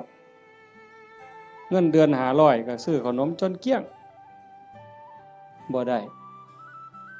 ว่าเลี้ยงหลานใหญ่แล้วก็สิไข่ดอกเพิ่นหลานใหญ่มันละออกเรียนมาอีกตายเจ้าเสร็จอีกคือเก่าไปบ่รอดเพิ่นว่าเฮ็ดจังไดบัดนี้สิมาวัดตอนมาอยู่ข้างกำแพงบ่เมื่อเลยมาเทื่อเดียวอยู่เลยเด้อบัดนี้บ่แม่นแนวซั่นบ่เห็นบ่คันเฮาได้พิจารณาอีหลีอีหลอนี่จากทานมาสู่ศีลมาสู่ภาวนาความเมตตาหวังดีต่อกันมันสิเกิดจริงๆการสร้างบุญการเฮ็ดบุญมันมีรายละเอียดหลายโยมตั้งแต่การให้ทานซื่อๆเนี่ยทานอย่างเดียวนี่น้ำขวดเดียวข้าวปั้นเดียวผักเส้นเดียวก็ตามบุญต่างกันอยู่ที่เจตนาคันให้ด้วยความศรัทธาเชื่อในคำสอนของพระพุทธเจ้าบาปมีบุญมีชาติหน้าชาติก่อนมีเชื่อมั่นใจจังซั่นเนี่ยเวลาผลบุญมันออกมาออกผลเฮาสิเป็นคนรวยพร้อมงามพร้อมปัจจุบันก็จิตใจร่ำรวยบุญกิริยามารยาทก็งดงามงามภายนอกงามภายในงามภายในทรงไปสู่ภายนอกเกิดชาติใหม่พบใหม่งามพร้อมรวยพร้อมนี่กันในท่านโดยศรัทธาแปลว่าเชื่อใจหมั่นใจไว้ใจว่างใจ2ให้ท่านด้วยความเคารพในวัตถุท่านเคารพในผู้รับท่าน จะมาเว้าข้างไปตอนต้นมันแล้วแต่ฐานะที่ชาโนโสนิพามถามพระพุทธเจ้ามันแล้วแต่ฐานะมันมีหลายระบบอีกหลายเหลี่ยมอีกผู้รับท่านน่ะมีศีลมีธรรมบ่อย่างคือทอดกฐินนี่ครูบาอาจารย์เพิ่นมีศีลมีธรรมได้ฝึกฝนได้อบรมมื้ออื่นเวลาพ่อใหญ่พาไปกล่าวกฐินฮือย่ายผู้เป็นเจ้าภาพอุ้มผ้ากฐินถวายเนี่ยมื้อนั้นอาตมาไปเห็นอยู่วัดหนึ่งเพิ่นนิมนต์ไปรับนำเพิ่นเขียนคำถวายให้เจ้าภาพนี่อุ้มผ้าไตรจีวรตั้งนะโมแล้วก็พาหมู่ว่าอิมังพันเตกฐินะจีวรทุตสังอาตมาก็เหลียวเบิ่งหน้าเจ้าภาพก็คิดเบิ่งใจเจ้าภาพคิดเบิ่งใจญาติโยมอีกหลายๆคนโยมว่าเป็นตาอ่อนซ่อนบ่ในชีวิตหนึ่งเฮาได้อุ้มผ้าไตรจีวรกล่าวถวายสังฆทานถวายผ้ากฐินว่าเป็นบุญใหญ่เป็นบุญสุดยอดมันสิเป็นความภูมิใจสิเป็นบุญปานใดโยมว่าคิดเบิ่งเด้อยายชีวิตหนึ่งนี่เฮาให้ได้เฮ็ดคันบ่ได้เฮ็ดกองใหญ่เป็นเรื่องเป็นราวคือเพิ่นกลับไปห่วมเพิ่นเฮ็ดได้อันนี้คือสิ่งที่ได้เด้บุญเนี่ยติดตามไปในโลกนี้โลกหน้าหน้าที่ไผได้เฮามาอาศัยโลกชั่วคราวบ่แม่นของเจ้าของดินนี่สิว่าของเฮาซั่นบ่หน้านี่สิว่าซื้อเจ้าของในโฉนดสิภูมิใจซั่นบ่มันสิภูมิใจจักมื้อจักหน่อยเขาก็เปลี่ยนเป็นชื่อผู้อื่นเฮ้ยอยู่ในทะเบียนบ้านมันจะสิสถานะเจ้าบ้านนี่ชื่อขึ้นก้อนหมู่นั่นสถานะเจ้าบ้านน่ะจะร้องตายบางทีพอ24ชั่วโมงยังเขามาทับตาแดงใส่ปรับหล่นตายว่าซั่นว่าเจ้าบ้านเจ้าบ่ต้องไปไสเด้อเจ้าอยู่หั่นเด้คันแม่นเจ้าบ้านอีหลีนั่นต้องเป็นเจ้าของอยู่ตลอดมันบ่แม่นหน้าก็บ่ได้สวนก็บ่ได้รถก็บ่ได้บ่ได้หยังจักอย่างแนวใดคือบุญนี่แนวใดเพิ่นจังว่าต้องทำความเข้าใจอีหยังให้มันหลายๆท่านก็เฮาให้ด้วยความศรัทธาให้ด้วยความเคารพในผู้รับท่านครูบาอาจารย์เป็นผู้มีศีลมีธรรมผู้รับท่านเป็นหมู่สงฆ์เฮาถวายเขาสงฆ์เจ้าของเองก็เป็นผู้บริสุทธิ์ย้อนหยังสะอาดย้อนหยังย้อนศีลก่อนสิทำบุญให้ท่านถวายต่างๆเพิ่นจังให้เฮาสามารถทานศีลนั่นคือชำระความเศร้าหมองในใจคันเฮาไปฆ่าสัตว์มามันก็เศร้าไปลักเขามาก็เศร้าไปนอกอกนอกใจสามีไปล่วงเกินผู้อื่นมามันก็เศร้าหมองเอาน้ำมาอาบหมดน้ำทะเลมันก็บ่สะอาดใจบ่สะอาดดอกไปตัวเข้ามาไปดื่มเสพเครื่องดองของเมามาสิใส่ผงซักฟอกอันใดสบู่อันใดล้างออกมันก็บ่สะอาดแต่ขันสามารถทานศีลปั๊บปานาติปาตาทินากาเมมุสาสุราปั๊บพระสงฆ์เพิ่นสรุปศีลให้ปั๊บสำบายใจล้างความหม่นหมองความเศร้าหมองในใจนั่นออกมา นั่นเป็นผู้บริสุทธิ์นี่เด้มันสิเกิดพละอานิสงส์หลายมันแล้วแต่ฐานะสิเกิดบุญจังไดนี่หนึ่งผู้ให้บริสุทธิ์สองวัตถุที่มาทำบุญก็บริสุทธิ์สามผู้รับก็บริสุทธิ์ผ่ากฐินมาทอดกฐินนี่มันสิบริสุทธิ์บ่เป็นกฐินเนากฐินบูดกฐินเศร้าหมองบ่ผ่านั่นบ่ได้ลักไผมาบ่ได้ยืมไผมาเป็นของที่เกิดด้วยหยาดเหงื่อแรงงานด้วยความบริสุทธิ์ผ่าเก่าก็ได้ย่ายผ่าเก่าก็ได้กลางเก่ากลางใหม่ก็ได้ผ่าใหม่ก็ได้ผ่าบางสุกุลก็ได้ไปเก็บมาจากกองขยะผุ่นก็เป็นกฐินได้ไปเก็บมาจากกองขยะสีกได้เธอค่ะทอนละซ้ำฝ่ามือทำศอกซ้ำแขนมาหยิบต่อกันเฮ็ดผ้าสบงได้ผืนหนึ่งเก่าๆก็ได้แต่ว่าเป็นกรรมสิทธิ์โดยชอบธรรมโดยความถูกธรรมนั่นคือวัตถุท่านที่บริสุทธิ์บุญกุศลมหาศาลแล้วก็ประกอบกับเจตนาอีกก่อนให้นี่มีศรัทธาบ่ตั้งใจไว้ดีบ่คันมีความศรัทธามีความเหลื่อมใสของนั้นแม้นมันสิน้อยสิราคาหลายปานใดพักเครื่องเส้นแต่ก่อนให้มีความศรัทธามีความตั้งใจสักกจังทานังเทติให้ท่านด้วยความเคารพด้วยความศรัทธาเนี่ยของนั้นมันสิมีค่ามีราคาหน่อยเฮาตั้งอกตั้งใจถวายพระพุทธเจ้าว่าบุญบ่น้อยของได้มาด้วยความชอบธรรม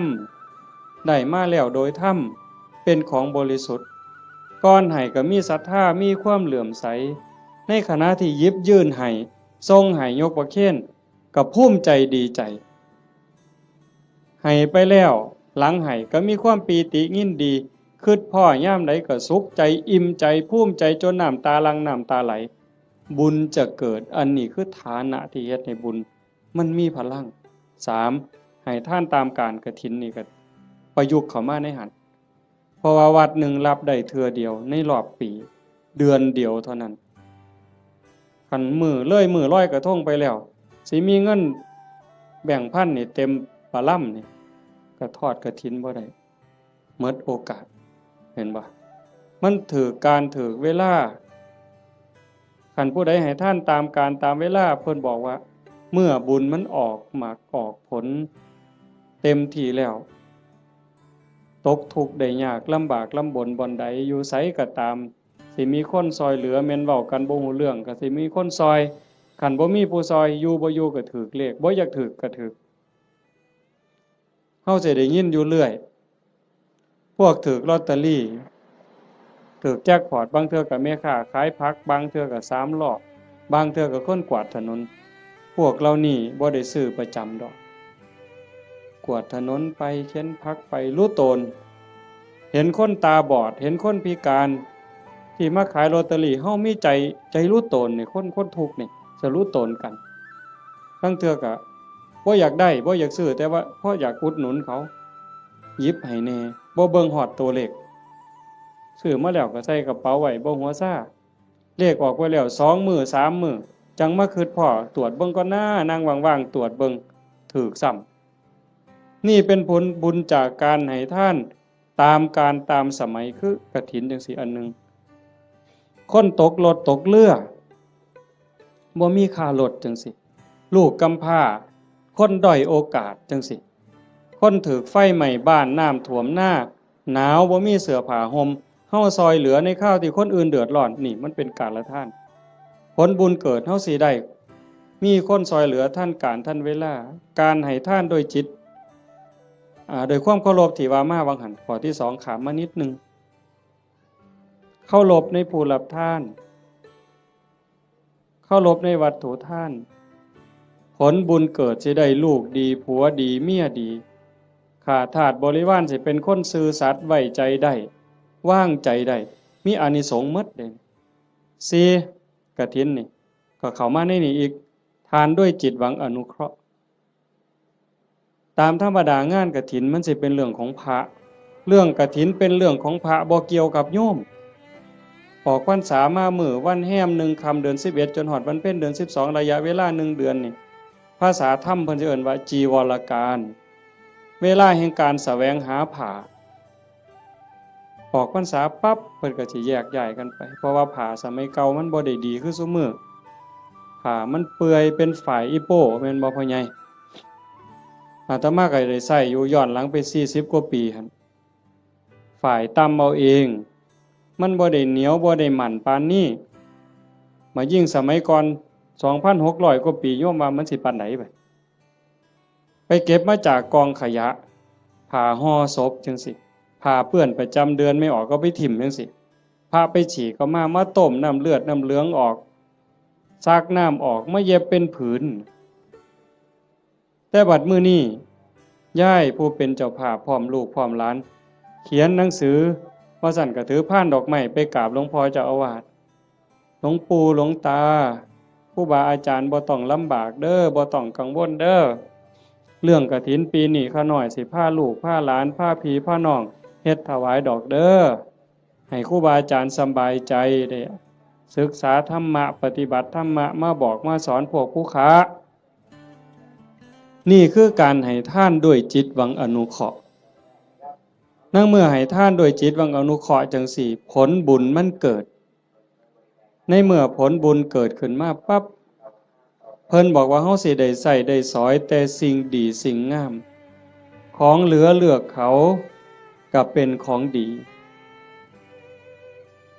เขาเลือกไปหมดแล้วเหลือไว้อันเดียวเฮาเอามาใส่ก็สิเป็นของดีมีคุณภาพมีความคงทนอันนี้บุญได้เป็นผู้เอาให้บ่มีพระเจ้าทั้งใดโดนบันดาลบ่มีพระพรหมทั้งใดลิขิตแต่ว่าผลบุญผลกรรมของแต่ละคนที่ตนเองสร้างตนเองเฮ็ดมันสิส่งผลเองนี่ให้ท่านโดยจิตหวังอนุเคราะห์กฐินก็ในหันจังว่ามันเป็นบุญหลายให้ท่านโดยการบ่เบียดเบียนบ่เบียดเบียนตนเองบ่เบียดเบียนผู้อื่นก็คือในงานนี่บ่เห็นเหล่าเฮาบ่เบียดเบียนเขาโดยเอาเหล่ามาเกลือเขามันดีซั่นบ่คันด้วยความเข้าใจด้วยความมักก็สิว่ามันดีแต่เว้าด้วยความเป็นจริงโยมก็คิดเบิ่งมันคันว่ามันดีเลี้ยงเหล่ามันดีนี่ลูกเฮาน้อยๆเอาเหล่ากอกมันเบิ่งสมมุติไปเล่นในบ้านผู้เฒ่าจับเอาเหล่ากอกหลานเฮานี่ยายสิว่าจังได๋ยามผัวเมาเหล้านี่สำบายใจบ่ไปนั่งกินอยู่นั่นก็เคิกเวลาเฮ็ดหน้าแล้วอันนั้นบ่ทันเมาได้แต่นั่งกินอยู่นั่นก็บ่แห้งแล้วเธอเมาล้มป่องงองนอนคาบหญ้าหมาเลียปากอยู่หั่นไปลูกก็อยากอายคนเมียก็อยากอายคนเคิกเวียกไปอีกเป็นมื้อดีบ่ดีทะเลาะวิวาทตีกันหัวล้างข้างแตกขึ้นโรงขึ้นศาลอีกหวยแขนหักขาขาดพิกลพิการลูกกำพร้าเต็มบ้านเต็มเมืองนี่ย้อนเหล้ายังสิว่าดีอยู่อำเภอรัตนะนี่บ่ปานใดดอกเนาะไก่สุรินทร์จักหน่อยคนสุรินทร์ไม่กินสุรายังว่าหมาสุรินทร์เสยอยู่เว้ยแต่ว่าสมัยมันเปลี่ยนแล้วเนาะไปอยู่ศรีสะเกษแทนแล้วบัดนี้อันนั้นก็บ่ยอมแพ้คือกันในทางนั้นก็ได้แต่ว่าเฮานี่มันพัฒนามาแล้วโยมเห็นบ่มันบ่ดีเฮาก็จังทำบุญโดยการบ่เบียดเบียนคันเฮาทำบุญด้วยการไม่เบียดเบียนนี่พระพุทธเจ้าเพิ่นบอกว่าเมื่ออานิสงส์เกิดผลบุญมันทรงเต็มที่เฮามีดินมีดอนมีไหมีหน้าเฮือนซ่านบ้านซองทรัพย์สินสมบัติโจรลักบ่ได้ไฟบ่ไหม้ของเฮาลมบ่พัดของเฮาให้เสียหายเห็นบ่เพิ่นจังว่าเฮ็ดบุญกฐินมันได้บุญหลายมันก็แม่นกันเฮ็ดเป็นบ่เป็นก็จอดคือกันลงทุนเป็นแสนเป็นล้านก็ลองเบิ่งที่ล่ะกันเฮ็ดแบบว่านี่ขาหมูขางัวสั้นขาสังลางไปนี่ผู้ใดมาก็ปาดก้อยซกเล็กอยู่กับนี่รถเอาลองเบิ่งเราก็เอารถมาจอดไปนี่อยากกินเท่าใดก็กินนี่มันจะบ่ตีกันหัวล้างข้างแตกอยู่นี่เจ้าภาพสิไปอยู่ไสล่ะเจ้าว่ากินบ่อิ่มด่าเจ้าภาพอีกเมามาหากใส่เจ้าภาพเสร็จอีกลองเบิ่งเป็นบุญบ่ใดบัดนี้บ่มีแต่ว่าคันแนวนี้แม่ป้าพ่อลุงแม่ใหญ่จักมาแต่ไสนี่มานั่งฟังเทศน์ฟังธรรมนํกันด้วยความสงบงามอันนี้มันเกิดบุญมันนี่จะเว้าเรื่องกฐินจักนิดนึงแต่ว่ามันจะได้บุญหลายแนวใดเขาเบิ่งเอาแต่ซ้ำสายตาเฮาเห็นคันเป็นบุญอย่างอื่นบุญแจกข้าวบุญอัฏฐาซื่อๆโยมก็บ่เฮ็ดคักปานนี้อันนี้เตรียมการโดนเป็นแห้มเดือนแห้มปีตั้งต่อเพราะว่าเฮาเชื่อว่ามันเป็นบุญ บอกลูกบอกหลานว่าลูกเอ้ยหลานเอ้ยทั้งลูกไผ่ลูกเขยหมู่เจ้าเก็บเงินเด้อออมเงินเด้อประหยัดแน่แม่สิพาเฮ็ดบุญกฐินหาพ่อใหญ่แม่ใหญ่หาปู่หาย่าหาพ่อผู้มีพระคุณในวงตระกูลเฮาอย่าสะเอาแต่สองนี่เด้บ่แม่นเพียงแค่ตาพ่อใหญ่ตาแม่ใหญ่พุทธบุญรัตน์อย่างเดียวพ่อแม่ในอดีตปู่ย่าตาทวดในชาติก่อนภพก่อนผัวชาติก่อนเมียชาติก่อนลูกเต้าเหล่าหลานแต่อดีตตลอดฮอดเจ้ากรรมนายเวรเฮาเอาพ่อใหญ่ตาแม่ใหญ่พุทธนี่เป็นหลักแล้วก็ต่อไปฮอดพวกที่เฮาบ่เคยฮู้จักนั่นคือพวกเหล่านั้นเพิ่นอาจจะรอคอยรับบุญรับกุศลที่โยมเฮ็ดอยู่เฮาจะบ่ขี้ทีแฮ่งให้แฮ่งได้อย่าไปเว้าเด้มันเรื่อยๆอยู่แม้แต่อยู่วัดครูบาเขารายการจังซี่หรือไปเทศน์บางหม่องยังมีอยู่ในความคิดจังซี่ว่าคันอุทิศไปให้ผู้อื่นมันสิบ่หมดบ่เพิ่นย้านบุญเพิ่นหมดเฮ็ดแล้วต้องเอาผู้เดียวคันกรวดน้ำอุทิศไปมันสิหมดบ่เพิ่นย้านบุญหมดจริงๆมันบ่หมดยิ่งให้ยิ่งได้ยิ่งให้ยิ่งหลายเฮาเบิ่งคือเฮาเตรียมกฐินผูกผ้าเตรียมอาสงฆ์เฮ็ดฝาเฮ็ดผ้าข้างหลังเฮ็ดสายลุงหาบักกล้วยบักอ้อยบักพร้าวตั้งอีหยังขึ้นมาไม่กวดหามากกกล้วยกกอ้อยหามากองกฐินนี่มันยิ่งใหญ่ความตั้งอกตั้งใจจังซี่มันก็ก่อให้เกิดบุญพอเฮาเฮ็ดด้วยศรัทธาเฮ็ดด้วยความเคารพเฮ็ดด้วยความตั้งใจนี่อานิสงส์มันหลายแล้วก็อีกอย่างหนึ่งหลังจากเฮานอกจากเฮาจะเฮ็ดด้วยความตั้งอกตั้งใจด้วยความศรัทธาแล้วประโยชน์มันเกิดกับพระพอประโยชน์เกิดกับพระที่เอิ้นว่าอานิสงส์เกิดกับพระแล้วมันก็ยังย้อนมาใส่โยมแม้แต่เฮาบ่เฮ็ดจังซี่อ่าอานิสงส์ที่มันเกิดจากการเป็นคนดีมีศีลมีธรรมที่เฮาเฮ็ดอยู่ประจำพระพุทธองค์เพิ่นก็บอกว่ามันมีอยู่4อย่างอันนั้นคือสากลสิใส่บาตรหน้าบ้านหน้าเรือนซอยเหลืองานสาธารณะจังซี่งานวัดงานโรงเรียนงานตำรวจงานอนามัยเฮาไปซอยด้วยความตั้งใจด้วยความจริงใจเพิ่นว่า1ชื่อเสียงอันดีฟุ้งขจรไปไกลก็แม่นอีหลีขันโยมเป็นคนดีมีจิตใจเอื้อเฟื้อต่อโลกต่อสังคม1ชื่อเสียงอันดีฟุ้งขจรไปไกล2คนดีย่อมคบหาดีดูดดีชั่วดูดชั่วพวกเล่นไพ่มันก็บ่ได้มาติดประกาศผู้ใหญ่บ้านบ่ได้ประกาศเอิ้นเด้มื้อนี้เด้อผู้ใดสิไปเล่นไพ่ไปส่งนั่นเด้อเขายังขาดขาอยู่ผู้ใหญ่บ้านบ่ได้ประกาศเด้ไปเองหมู่มันสิกินเหล้าก็บ่ได้เอิ้นประกาศมาเด้อตอนนี้มาแล้วเหล้าขาวก็มาแล้วเหล้าสีก็มาเบียร์ก็มาหมดทุกยี่ห้อฟ้าวมาบ่ได้เอิ้นไปเองมันดูดกันไปดีดูดดีชั่วดูดชั่วอันซุ่มไปวัดปฏิบัติธรรมนั่งสมาธิอันนี้ก็บ่ได้ยากคือกันไปแล้วบ่เฒ่าพร้อมแล้วบ่โทรศัพท์ถ้าค่อยได้เด้อไปโลดเห็นบ่อันนี้คือกันอานิสงส์ของคนเฮ็ดคุณงามความดีชื่อเสียงอันดีฟุ้งขจรไปไกล2คนดีย่อมคบหา3เป็นที่รักของมนุษย์และเทวดา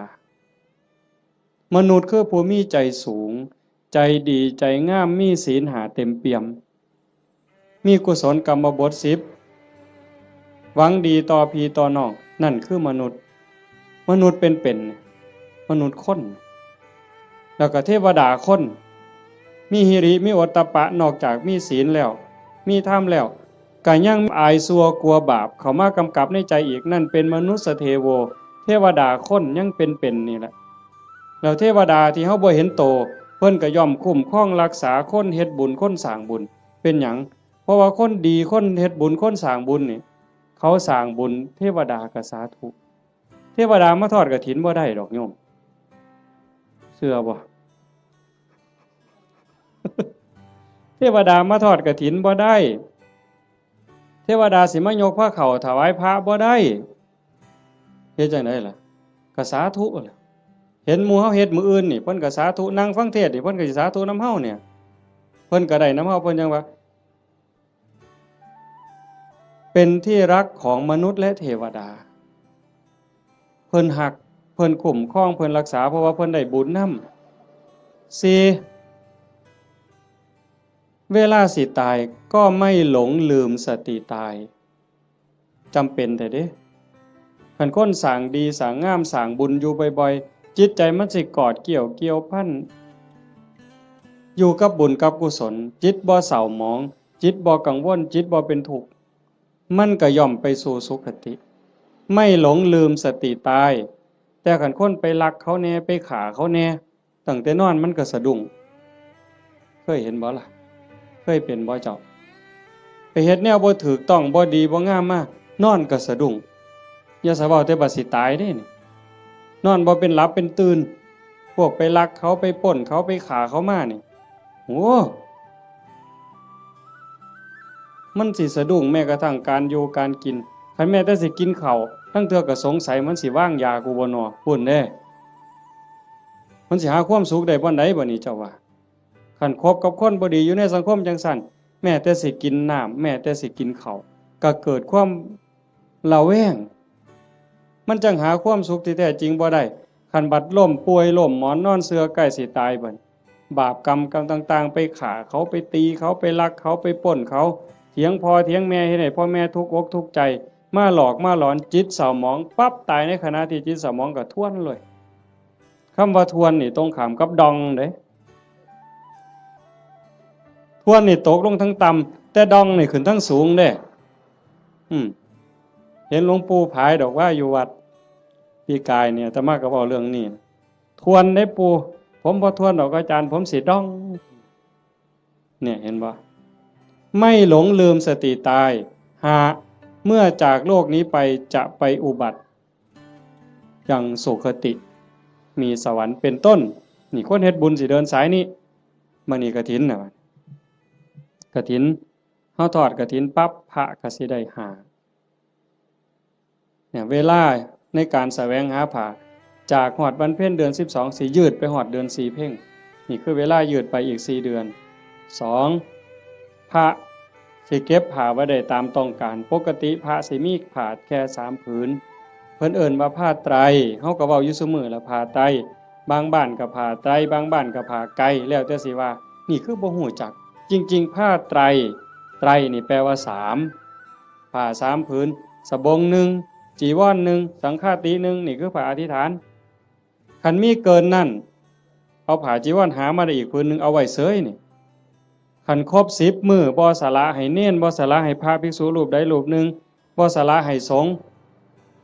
เป็นนิสสักขิยปาจิตตีผ้าผืนนั้น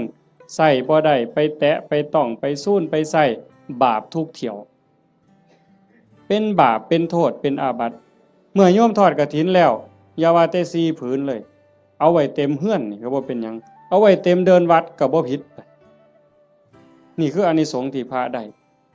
เก็บผ้าไว้ได้ตามต้องการ3เมื่อจากอาวาสสิไปไสก็ตามไม่จำเป็นต้องเอาผ้าไปครบสำรับบางหันว่ามีเกิน3บ่ได้มื้อนี้ขาด3บ่ได้มื้อนี้ข้อที่3เพิ่นเอิ้นว่าปราศจากจีวรสมมุติว่ามันบ่ทันได้ออกพรรษาบ่ทันได้รับอานิสงส์พรรษาอานิสงส์กฐินอาตมาอยู่วัดเคยมันเป็นวัดป่าเนาะกุฏิอยู่ไกลๆจังซี่ยามมื้อแลงนุ่งผ้าสบงสงน้ำมาตากไว้อยู่กุฏิบัดยามมื้อเช้ามาทำวัดอยู่ศาลามาอยู่พี่อยู่ศาลาจนแจ้งผ้าสบงผืนนั้นไปใส่อีกบ่ได้มันเป็นผ้าขาดราตรีเพิ่นเอิ้นว่าเป็นนิสสักขิยปาจิตตีผ้าสบงผืนนั้นต้องสละให้สามเณรต้องสละให้พระรูปหนึ่งหรือสละให้สงฆ์คันบ่สละไปแตะไปใส่ไปจับไปต้องขึ้นมาปั๊บต้องนิสสักขิยปาจิตตีเป็นบาปทุกเที่ยวโยมแต่ในเมื่อโยมทอดกฐินแล้วปั๊บได้รับอานิสงส์อย่าสว่าแต่อยู่ในวัดเอาผ้าถิ่มไว้ในวัดพูนไปเที่ยวเล่นอเมริกาเสยคิดม่วนพูนขี่ยานอวกาศไปเล่นดาวอังคารเสยบ่บาปบ่ผิดอานิสงส์ที่โยมทอดกฐินมันคุ้มครอง4 ฉันคณะฉันเป็นวงได้ฉันปรัมประฉันดูได้ที่จริงพระพุทธเจ้าเพิ่นขอร้องให้พระนี่ฉันในบาตรมันบ่ยากกับผู้อื่นแล้วก็ฉันเธอเดียวเฮาบ่ได้ทำให้ทำหน้าบ่ได้ไปแบกไม้ไงต่อหากินเองบ่ได้กินดูหลายโยมเขายากเมืองสิซะ ออกซื้ออาหารบ่ได้จังซี่แต่มอโยมทอดกฐินแล้วปั๊บก็สามารถฉันเป็นกลุ่มเป็นวงได้เพราะว่าเฮ็ดผ้ามันอาจจะบ่แล้วง่ายในเวลาจังซี่จักหน่อยก็แล่นไปจูไฟเพราะมันบ่มีสีสำเร็จเด้ฟักบักมี่หาฟืนมาไว้พ่อใหญ่สิเคยเห็นแต่ก่อนแม่นบ่ย้อมเปลือกไม้ย้อมหากไม้ย้อมแก่นไม้เขี่ยวไว้จังซี่กำลังฉันอยู่ไฟอ่อนไฟสิมอดก็ออกไปจูไฟมาฉันอีกก็ได้จังซั่นน่ะเพิ่นว่าสิฉันจักเทื่อก็ได้แต่ว่าอย่าเกินเที่ยงคันพ่อทอดกฐินแล้วก็เป็นแบบนั้นบ่เป็นโทษพอที่หานะที่พระได้ลาภสักการะที่เกิดขึ้นคือของเอากองกฐินไปถวายมื้ออื่นเป็นของพวกเธอที่จำพรรษาในอาวาสนั้นพระในวัดบ้านเฮานี่วัดอีหยังบ้านวัดค่ำศรีบ่วัดค่ำศรีบ้านบึงพระที่จำพรรษายังวัดค่ำศรีบ้านบึงเป็นผู้ได้รับของทั้งหมดเนี่ยเจ้าคณะจังหวัดสุรินทร์มันร่วมนำคือสิสมเด็จสังฆราชมาร่วมรับกฐินนำมื้ออื่นก็บ่ได้ดอกโอ้ยข่อยเป็นสังฆราชเด้อผ้าพื้นนี่ข่อยสิเอาดอกถูกใจแท้ๆบ่ได้เด้โยมบ่ได้นอกจากพระวัดเฮาสิตกลงปรงใจถวายจังสิได้เป็นของภิกษุที่อยู่ในวัดเราโยมได้หาขอจำได้เหรอตัวพระได้หาขอไหม1เวลายืดไปหอดเดือน4แม่นบ่2เก็บผ้าไว้ได้ตามต้องการ3ไปปราศจากจีวรก็ได้4ฉันคณะฉันปรัมประออกชื่อโภชนะได้เพิ่นจังเฮาสิได้ยินครูบาอาจารย์เพิ่นบอกเรื่อยๆว่านิมนต์ฉันเพลนิมนต์ฉันจังหันบ่แม่นอาจารย์นิมนต์ฉันตำบักหุ่งบ่ได้อาจารย์นิมนต์ฉันต้มปลาอันนี้ก็บ่แม่นนิมนต์ฉันข้าวอันนี้ก็บ่แม่นคันรับกฐินแล้วก็ได้อยู่จังซี่นะแต่เฮาก็บ่จำเป็นก็จักสิไปว่าเฮ็ดหยังเนาะก็แล้วไปดอกบัดนี้โยมได้หยังหมด1อายุยืนผู้ทอดกฐินผู้ร่วมไปอนุโมทนากฐินสิได้ประโยชน์คืออานิสงส์1อายุยืนชาตินี้อาจจะท่านบ่ท่านก็บ่แน่บาปเก่ากรรมเก่าที่เฮ็ดไว้มันอาจกำลังส่งผลอยู่คันบุญเก่าบ่แห้งพอมันก็ต้องไปตามนั้นแต่คันเฮาเฮ็ดด้วยความตั้งใจชาติต่อไปพบต่อไปผลบุญมันตามทรงนี่1อายุยืนทั้งตัวเลข80ปี90ปี100กว่าปีแข็งแรงบ่แม่นนอนอยู่ในห้อง ICU ว่าอายุหลายปานใด100ปีพวกก็บ่พอใจดอกแนวนั้นเนาะนอนในห้อง ICU ให้อาหารทั้งสายอย่างหันใจเองก็บ่ได้ก็จักสิยืนไปหยังล่ะเว้ยแต่ก็บ่แม่นแต่ตัวเลขซ้ำนั้นผม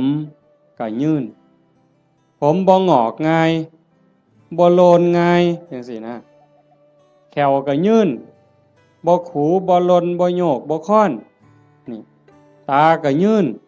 70ปี80ปีห้อยก้นเข็มปั๊บแง่ปั๊บดึงจักรถนั่นคือบุญเด้น่ะคันผู้บุญบ่หลายบัดนี้ว้ายใส่แว่นสายตาตั้งแต่อยู่ประถมพี่อย่าสว่าแต่เข็มเย็บผ้าเลยเข็มเย็บกระสอบนี่ก็จ้อยหูล้มแข้งนี่ก็แง่บ่ถึกอยู่ นั่นคือบุญบ่พร้อมโยมคันทอดกฐินแล้วมันสิได้บัดนี้ตาสิดีแต่ชาติต่อไปเด้คันมีของเก่าก็เอาชาตินี้ลดแล้วหูดีบัดนี้หูก็ยืนแขวก็ยืนตาก็ยืนผิวพรรณก็ยืนบ่คือกันเด้ผู้บางคน40ปีนี่เฒ่าเพราะปานหยังแต่ผู้บางคน50 60 70นี่ผิวพรรณยังสดใสอยู่สีดำสีขาวก็ตามดอกแต่ว่าบ่เหี่ยวบ่ย่นหลายนั่นมันเป็นบุญทั้งหมดนะโยม1อายุยืนย้อนหยังยืนย้อนโยมถวายกฐินแล้วพระสามารถบ่เป็นโทษทางพระวินัยได้รับอานิสงส์ยืดไปฮอดเดือน4นี่คือมันตอบกันทันที2แม่เว้ย2โยมสิรวยย้อนหยัง ย้อนโยมทอดกฐินแล้วพระสามารถเก็บผ้าไว้ได้ตามต้องการโยมก็สิเป็นผู้ร่ำรวยด้วยโภคทรัพย์แก้วแหวนเงินทองเอียงต่างๆอย่างเว้ามาหั่นแหละ3โยมมีทรัพย์สินสมบัติขึ้นมาแล้วโจรลักบ่ได้ไฟบ่ไหม้ลมบ่พัดพระราชาบ่ยึดเขาเป็นของหลวงเป็นหยังย้อนโยมทอดกฐินแล้วพระเพิ่นสามารถไปปราศจากจีวรเอาผ้าไปบ่ครบก็ได้พระวินัยบ่ผิดบ่พลาดตรงนั้นคุ้มครองทางโทษพระวินัยให้ก็เลยเกิดมาคุ้มครองทรัพย์โยมอานิสงส์มันว่าคุ้มครองตรงนี้โยมถวายกฐินแล้วพระรับผ้าไว้ได้ตามต้องการก็เฮ็ดให้โยมรวย4โยมทอดกฐินปั๊บพระฉันเป็นวงได้ฉันปรัมปราออกสื่อโภชนาได้โยมสิได้รับอานิสงส์บ่ต้องศาสตราบ่ต้องอาวุธบ่กินของแสลงบ่ต้องยาผิดแม้กระทั่งเขาเจ้าว่างยาใส่ยาเฮาก็สิปลอดภัยพุ่นเด้บ่ผิดกระบูนเป็นโรคภัยเจ็บไข้ได้ป่วยสิบ่เป็นกินของแสลงบ่ผิดโรคจากอาหารการกินเหล่านั้นอันนี้คืออานิสงส์จากการได้ทอดกฐินข้อที่4ข้อที่5คันเฮาเกิดมาเป็นผู้หญิงชาติต่อไปพบต่อไปสิงามหน้าตาดีผิวพรรณดีสวดทรงดีเฮาสิเคยเห็นผู้บางคนงามงามหน้าตางามแต่ว่าหุ่นบ่ดีสวดทรงบ่ดีบางเทื่อหน้าตางามแต่ว่าแขนรีบเนี่ยมันบ่เกิงกันผู้บางคนหน้าตางามแต่ว่ารูปร่างบ่ดีผู้บางคนรูปร่างดีดีเด้อบางทั้งหลังห้วยบ่แม่นสิแม่นนางงามจักรวาลซั่นบ่แงกหน้ามาว่าแม่นยักษ์สดน้ำร้อนมันเป็นจังไดยายมันเป็นจังไดยักษ์สดน้ำร้อนนี่เขาบ่เคยเห็นดอกเว้ยคันเห็นแต่อยู่หน้าโบสถ์ตั้งแต่มันยืนอยู่มันก็เป็นตางึดแม่งคันมันสดน้ำร้อนอีกมันสิเป็นแนวใดเนาะอันนั้นแต่คันเฮาทอดกฐินแล้วเป็นผู้หญิงข้อที่5นี่อานิสงส์ข้อที่5สิงามคันเกิดเป็นผู้ชายชาติใดชาติหนึ่งคันได้เกิดพร้อมพระพุทธเจ้าสมัยที่มีพระพุทธเจ้ายังทรงมีพระชนมายุอยู่สิได้ฟังธรรมต่อเบื้องพระพักตร์ฟังเทศน์ที่พระพุทธเจ้าเทศน์ให้ฟังแล้วสิได้บรรลุธรรมแล้วขอบวชพระพุทธเจ้าบวชให้พระพุทธเจ้าเป็นอุปชฌาย์คันบอกภาษาเฮาเอหิภิกขุอุปสัมปทานั่นคืออานิสงส์จากการทอดกฐินมันบ่น้อยเด้โยมจังซั่นจังพากันตั้งอกตั้งใจเด้อลูกเต้าเราหลานก็ตามเด็กเล็กเด็กน้อยก็ตามโยมไม่ออกผู้เป็นเจ้าภาพหลักตุ่มพี่ตุ่มน้องถือว่าเป็นประมุขเป็นประธานเป็นหัวหน้าเทวดาให้เฮ็ดใจให้ม่วนๆบ่ได้เฮ็ดดูปานใดดอกปีนี้อาตมาก็จะเฮ็ดอยู่หลังจากแล้วอยู่วัดวันที่21 22ทอดอยู่วัดวันที่25อาตมาสิไปทอดอำเภอเสรภูมิจังหวัด101ก็อยากได้คือกันนะโยมอยากเฮ็ดบุญคือกันก็พยายามมีโอกาสบ่ใดก็จะเฮ็ดให้เฮาได้ตั้งอกตั้งใจรักษาใจเจ้าของนี่จากนี้ไปให้มันงามๆไผสิว่าจังได๋ก็สร้างสิเกิดอิหยังขึ้นก็ให้ใจเฮาสงบให้ใจเฮางามเพื่อมันสิเป็นแรงเกื้อหนุนส่งจิตวิญญาณเฮาให้ไปที่ดีที่งามไปสู่ที่ชอบที่สุขตินอกจากนั้นเฮาก็มีความหมายหมั่นปั้นมือว่าสิอุทิศบุญกุศลให้บุคคลผู้มีพระคุณเป็นพ่อเป็นแม่ปู่ย่าตายายผู้มีพระคุณทั้งหลายที่เฮาฮักเฮาแพงตลอดถึงเจ้ากรรมนายเวรที่ว่าไปว่าหั่นว่าได้เฉพาะปรัตถตูปชีวีอันนั้นคือได้ทันทีแต่นอกจากนั้นสิเป็นสัตว์นรกก็ตามเป็นเปรต11จางนั่นชนิดนั้นก็ตามอสุรกายสัตว์เดรัจฉานเทวดาอินทร์พรหมคันเพิ่นได้เห็นการกระทำที่งดงามคือโยมเฮ็ด1 ชั่วโมงกับ25 นาที20 กว่านาทีที่เฮาฟังธรรมมานี่เฮาเงียบเฮาสงบเฮาตั้งใจมองนี่บ่ว่าดวงจิตดวงใดดวงวิญญาณดวงใดก็แล้วแต่สิล่องลอยมาพบมาพ้อมาเห็น อดบ่ได้ย่อมอ่อนซ่อนย่อมอนุโมทนาเพิ่นสิได้นำเฮาตอนเพิ่นอนุโมทนายินดีนำอ่อนซ่อนนำอันนี้นักปราชญ์ก็ยกย่องบัณฑิตก็สรรเสริญแม่นพระพุทธเจ้ามาพบมาพ้อเฮานั่งฟังเทศน์สมโพธิกองกฐินอยู่จังซี่พระองค์ก็ย่อมอนุโมทนาสาธุจังซั่นจังว่าบุญตรงนี้เกิดแน่ๆเกิดหลายซ้ำเด้บ่แม่นแต่อาตมาเว้าโยมได้ไหว้พระโยมได้ถวายทานโยมได้สมาทานศีลได้ฟังพระเพิ่นสวดมาติกาสักบงสุกุลเฮาได้ฟังเทศน์ฟังธรรมด้วยความเคารพอันนี้คือกิริยาอาการที่เป็นบุญปุญญกิริยากุศลกิริยามันกลายเป็นบุญเป็นกุศลให้โยมเฮ็ดไปเรื่อยๆจนกว่าสิบ่มีลมหายใจบ่อิ่มบ่เต็มบ่เพียงบ่พอง่ายอย่าว่าพอแล้วล่ะอย่าว่าพระพุทธเจ้าตรัสรู้เป็นพระสัมมาสัมพุทธเจ้าแล้วมีมื้อใดที่พระพุทธเจ้าบ่เฮ็ดบุญบ่เป็นแบบเป็นอย่างบ่สอนธรรมแม้กระทั่งลมหายใจสุดท้ายสิมาถึงนอนเหยียดลงแล้วที่สารวโนทยานเมืองกุสินาราก่อนใจสิดับลงพระองค์ก็ยังได้ตรัสสังขารทั้งหลายมีความเสื่อมไปเป็นธรรมดาเธอทั้งหลายจงตั้งตนในความไม่ประมาทประโยชน์ตนก็อย่าประมาทประโยชน์คนอื่นก็อย่าประมาทประโยชน์ทั้งสองฝ่ายก็อย่าประมาทให้รีบสร้างรีบทำเห็นบ่เฮาก็คือกันโยมท่านก็เฮ็ดศีลก็รักษาภาวนาก็ภาคเพียรอ่อนน้อมถ่อมตนต่อผู้หลักต่อผู้ใหญ่ผู้เฒ่าผู้แก่พระสงฆ์องค์เน้นซอยขนขวายในกิจที่ชอบอันใดที่เป็นประโยชน์ออกเหงื่อออกแห้งซอยกันเฮ็ดช่วยขนขวายในกิจที่ชอบฟังธรรมแสดงธรรมอนุโมทนาบุญอุทิศส่วนบุญทำความเห็นในถูกต้องถูกตรงอย่างน้อยๆเชื่อว่าบาปมีบุญมีชาติหน้าชาติก่อนนรกสวรรค์มีจริงอันนี้คือต้นเหตุสาเหตุทางเกิดแห่งบุญจึงขออนุโมทนาสาธุกับญาติโยมสุโขสุคนเด้อท้ายที่สุดก็ขอรัตนะอ้างอิงเอาอำนาจแห่งคุณพระศรีรัตนตรัยคุณของพระพุทธเจ้าพระธรรมพระสงฆ์และอำนาจแห่งบุญกุศลคุณงามความดีที่มีทั้งหมดทั้งมวลในสากลจักรวาลจงหลอมร่วมมาเป็นตบะเป็นเดชะเป็นพลวปัจจัยอำนวยหนุนส่งไปถึงดวงจิตวิญญาณของโยมพ่อใหญ่ตาแม่ใหญ่พุทธบุญรัตน์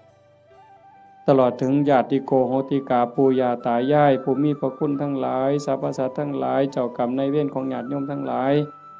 หากว่าสามารถรับรู้รับทราบได้ด้วยตนเองก็จงอนุโมทนาสาธุรับเอาหากบ่สามารถสิรู้ทราบได้ด้วยตนเองก็ขอฝากข่าวบุญข่าวกุศลที่โยมพ่อใหญ่อ่อนแม่ใหญ่สมศรีสมบัติโยมภาวิรัตน์วิภารัตน์โยมทวิศักดิ์สาฤทธิ์ดีโยมพ่อใหญ่สังงาโยมกาญจนาโยมสิริพรโยมกิตติบุญรัตน์โยมชูชาติผลกังวานโยมแม่ใหญ่สมบูรณ์กตศิลาโยมประจวบโยมมณีรัตน์สมุทรหลาโยมหานโยมชาญชัยโยมดวงธิดากตศิลาโยมพรณภากตศิลาโยมไกรสอนโยมจันทิรา